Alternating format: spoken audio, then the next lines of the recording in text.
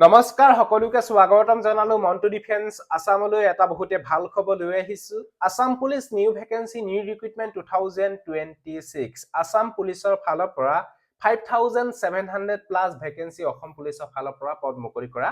হৈছিল ইয়াতে AB and EB কনষ্টেবলৰ ভ্যাকেন্সি আছিল ড্ৰাইভাৰ কনষ্টেবলৰ ভ্যাকেন্সি আছিল গ্ৰেড 4 ভ্যাকেন্সি আছিল ফৰেষ্ট ডিপাৰ্টমেন্টৰ forester grade 1 forest guard game watch FPF constable বিভিন্ন ধৰণৰ ভ্যাকেন্সি অসম পুলিচৰ ফালৰ পৰা টোটাল 5734 টা ভ্যাকেন্সি মুকলি কৰা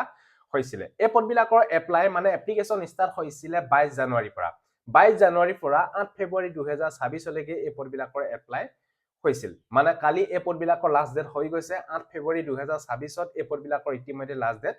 হৈ গৈছে যি সকল ক্যান্ডিডেটে অসম পুলিচৰ এই পদবিলাকত যদি এপ্লাই কৰিছিল যদি এপ্লাই কৰোতে যদি এপ্লিকেশন ফৰ্মখন যদি কিবা ভুল কৰিছিল যদি নেম বা আপোনালোকৰ এমপ্লয়মেন্ট এক্সচেঞ্জ বা ডকুমেন্টস আপলোড কৰোতে যদি কিবা ভুল কৰিছিল হে ভুলৰ শুধৰণিৰ বাবে ইতিমধ্যে ৰি এপ্লাই এডিট অপচনৰ বাবে লিংক মুকলি কৰা হৈছে আজি পৰা 13 ফেব্ৰুৱাৰী লৈকে আপোনালোকে নিজৰ এপ্লিকেশন ফৰ্মখন আপোনালোকে শুধৰণি কৰি ল'ব পাৰিব 9 10 11 12 13 5 দিন টাইম দিয়া হৈছে 5 দিনৰ ভিতৰত আপোনালোকে নিজৰ এপ্লিকেশন ফৰ্মখন কাৰেকচন কৰি ল'ব পাৰিব এটা কাৰেকচন কেনেকৈ কৰিব বা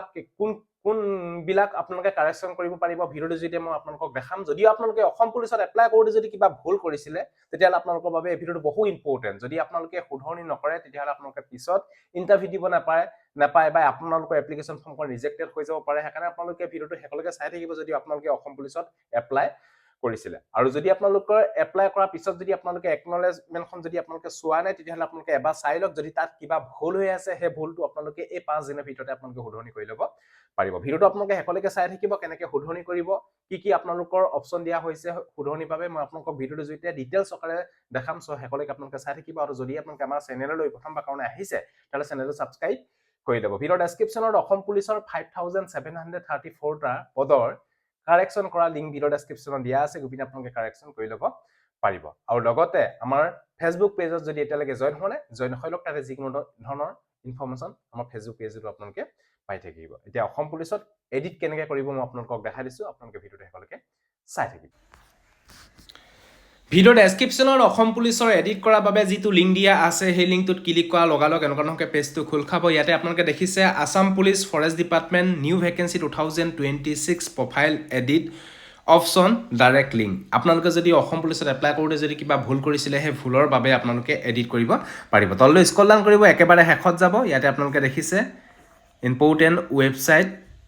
লিংক এই ইম্পৰ্টেন্ট ৱেবসাইট লিংকতে আপোনালোকে দেখিছে profile edit apply online link এই ক্লিক অপচনটোত আপোনালোকে ক্লিক কৰি দিব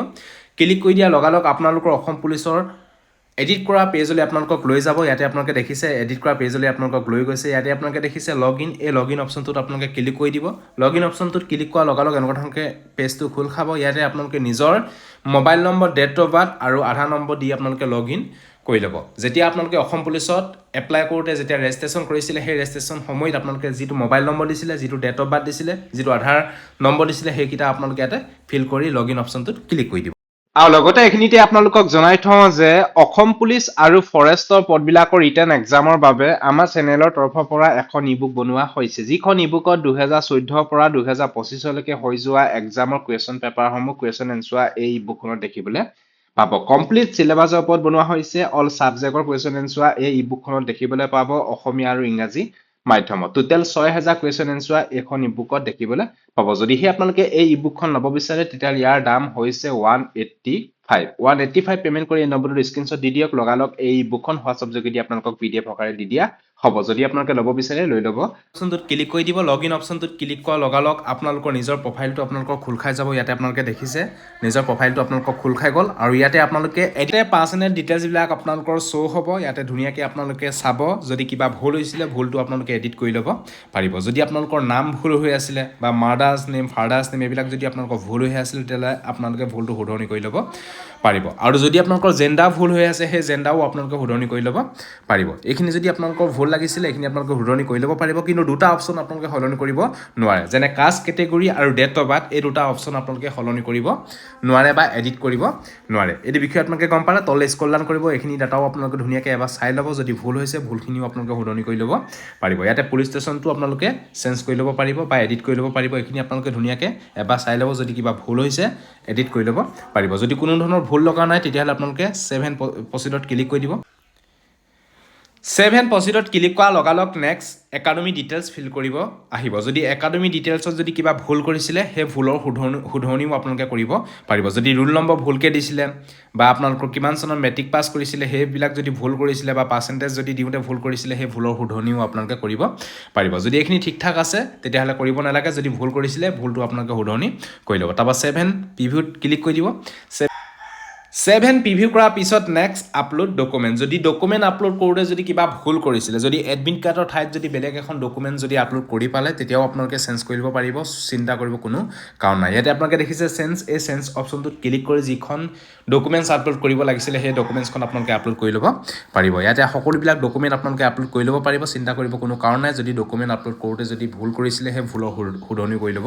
পাৰিব শুধৰণি কৰাৰ পিছত নেক্সট আপোনালোকে তললৈ যাব ছেভ এণ্ড প্ৰচিডত ক্লিক কৰিব এণ্ড প্ৰচিডত ক্লিক কৰাৰ লগালগ আপোনালোকৰ এপ্লিকেশ্যন ফৰ্মখন ফুল ডিটেইলছবিলাক আহি যাব ইয়াতে আপোনালোকে ধুনীয়াকৈ এবাৰ চাই ল'ব যদি কিবা ভুল হৈছিলে সেই ভুলটো আকৌ আপোনালোকে বেক কৰি শুধৰণি কৰি ল'ব পাৰিব আৰু যদি কোনো ধৰণৰ ভুল লগা নাই যদি আপোনালোকৰ সকলোবিলাক এডিট কৰা কমপ্লিট হৈ গ'ল তেতিয়াহ'লে আপোনালোকে তললৈ স্ক্ৰল ডাউন কৰিব ইয়াতে আপোনালোকে দেখিছে কনফাৰ্ম এই কনফাৰ্ম অপশ্যনটোত ক্লিক কৰি ফাইনেল এপ্লিকেশ্যন ফৰ্মখন আপোনালোকে ছাবমিট মাৰি দিয়ক যদি আপোনালোকে অসম পুলিচৰ 5736টা পদত যদি আপোনালোকে এপ্লাই কৰোঁতে যদি কিবা ভুল হৈছিলে সেই ভুলটো আপোনালোকে শুধৰণি কৰি ল'ব পাৰিব সো এইটোৱে আছিলে যদি আপোনালোকে অসম পুলিচত এপ্লাই কৰোঁতে যদি কিবা ভুল কৰিছিলে অতি সোনকালে 13 ফেব্ৰুৱাৰী আগত আপোনালোকে নিজৰ এপ্লিকেশ্যন ফৰ্মখন শুধৰণি কৰি লওক সো এইটোৱে আছিলে যদি ভিডিঅ'টো ভাল পালে সকলোকে শ্বেয়াৰ কৰি যাতে সকলোৱে গম পাওক সো আজিলৈ বাই জয় হিন্দ বন্দে মাতৰম জয় অসম ধন্যবাদ